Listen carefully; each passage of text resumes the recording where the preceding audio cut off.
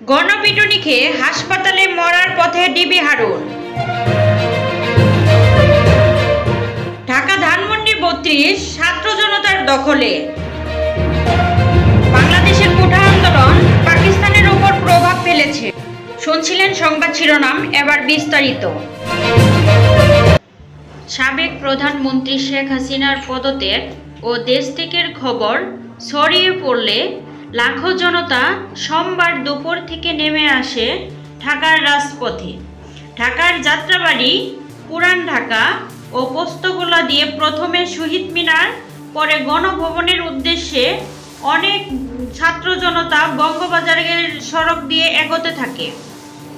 ডিএমপির central command ও control unit ভবনের সামনে থাকা বঙ্গবন্ধুর বিশাল ব্যানার টানানো দেখে উত্তেজিত জনতা ভবনটিকে উদ্দেশ্য করে ইট পাটকেল ছুটতে থাকে। এরই মধ্যে পরিস্থিতি গতিবেগ দেখে ব্যানারটি সরিয়ে ফেলা হয় ও সামনের মূল ফটক আটকে দেওয়া হয়। তবে জনতা ভবনটির প্রাঙ্গণে ঢুকতে না পারলেও বাইরে থেকে হুড়মুড় করে ইট মারতে থাকে প্রাণ ভয়ে। এরই মধ্যে অনেক পুলিশ কর্মকর্তা তাদের ইউনিফর্ম খুলে ফেলেন, গেঞ্জি বা অন্য কোনো পোশাক পরে সেন্ট্রাল কমান্ড ও কন্ট্রোল ইউনিট ভবনের পেছনের প্রায় ১৩ ফুট দেওয়াল টপকে পুলিশ সদর দপ্তরের সামনের রাস্তায় পড়েন। ঠিক একই কায়দায় দেওয়াল টপকাতে গিয়ে পায়ে ও শরীরের নিচের অংশে ব্যাপকভাবে আঘাত পান ডিআইজি হারুনুর রশিদ।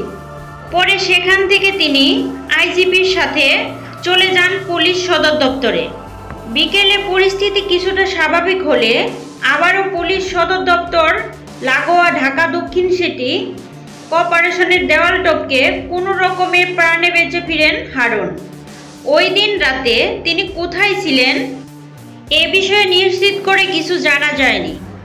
তবে পুলিশের একটি সূত্র বলছে তিনি কূটনৈতিক এলাকায় একটি দূতাবাসে হাইকমিশনে আশ্রয় নেন। ২০০৬ সালে টিভি লটারিতে আমেরিকায় ভিসা পান হারুনের স্ত্রী। বৈধ ভিসা থাকায় সেই সূত্রে আমেরিকা পালানোর চেষ্টা করেন তিনি। যোগাযোগ করেন মার্কিন দূতাবাসেও। নিশ্চয়তা চান তাকে অক্ষত অবস্থায় বিমানে তুলে দিয়ে আসার। তবে কূটনৈতিক সূত্র জানায় তার প্রস্তাব নাকচ করে দেয় দূতাবাস। পরে তিনি সেখান থেকে ফিরে আসেন।